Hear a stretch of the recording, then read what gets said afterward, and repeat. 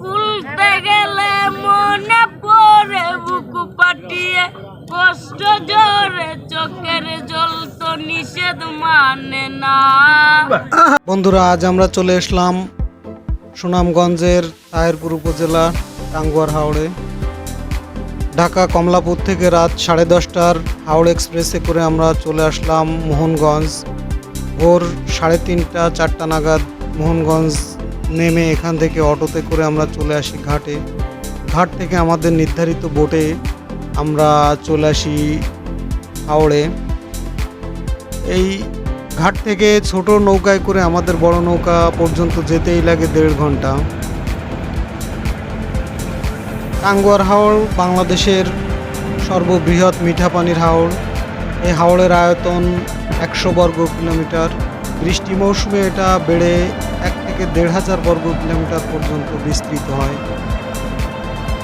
ভারতের মেঘালয়ের বিভিন্ন পাহাড় থেকে 40 থেকে 42টা ছোট বড় বিভিন্ন ঝর্ণা এই হাওড়ে এসে মিলিত হয়েছে। এখানে আসলে আপনাদের অবশ্যই ভালো লাগবে। আমরা হাউস বোট ঠিক করেছি। জনপ্রতি আমাদের 2 দিন 1 রাতের খরচ পড়েছে 6,000 টাকা। আমরা বন্ধুরা মিলে 16 জন আসছি। 2 দিন থাকবো, 1 রাত থাকবো। তাহিরপুরে ঘাটেই 1 রাত থাকবো। দেখা যাক, মজা করব। এই হাওড়ের মিষ্টি পানির মাছ স্বাদ নিব, হাঁসের মাংসের স্বাদ নিব। শহরের ব্যস্ত জীবন ছেড়ে এখানে আসবেন একটু নিরিবিলি সময় কাটানোর জন্য। একপাশে দেখতে পারবেন বিশাল পাহাড়ের সারি, অন্য পাশে সুবিশাল বিস্তীর্ণ জলরাশি। এগুলো সব হাওড়ের মাছ। আমরা বোয়াল মাছটা কিনতে পারিনি, দাম অনেক বেশি চাই, যদিও এখানে পর্যটকদের চাপ অনেক। একটা ছোট মেয়ে তার বাবার কাছ থেকে জীবন যুদ্ধের হাল ধরা শিখছে। এরকম বহুত ছোট ছোট অনেক জীবন জীবিকার সঙ্গে আপনারা পরিচিত হতে পারবেন। হাওড়ের পানি যথেষ্ট পরিষ্কার। আমাদের বোটগুলো সাধারণত ছিল একটু পাশে, অন্যরা যেখানে ছিল আমরা সেখানে ছিলাম না। আমরা সব সময় ওদের এড়িয়ে একটু নিরিবিলি থাকার চেষ্টা করছি।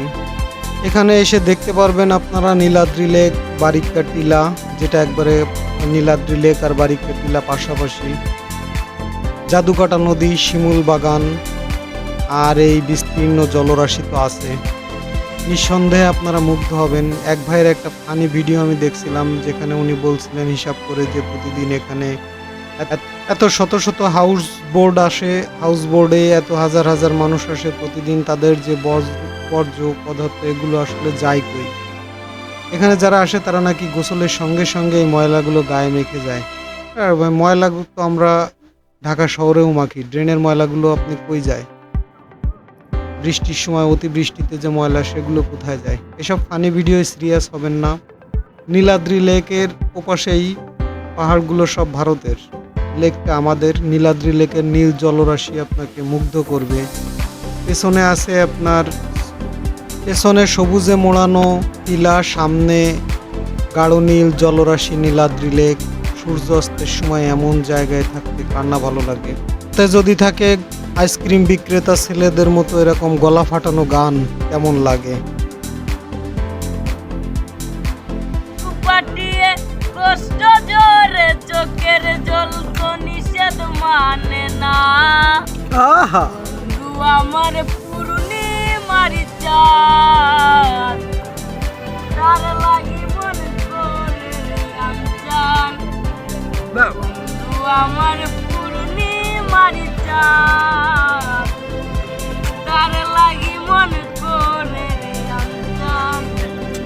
তুইয়া গেল মনের কলস মন করিয়া চুরি, রইল শুধু স্মৃতি গুলাবে তার চোরাচুরি।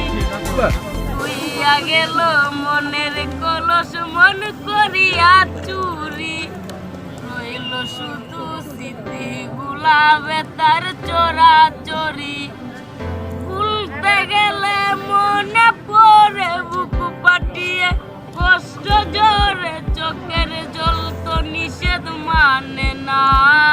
আহা। আমার পূর্ণিমার চাঁদ তার লাগি মনে করে রে আনচান বন্ধু আমার পূর্ণিমার চাঁদ তার লাগি মনে করে রে আনচান।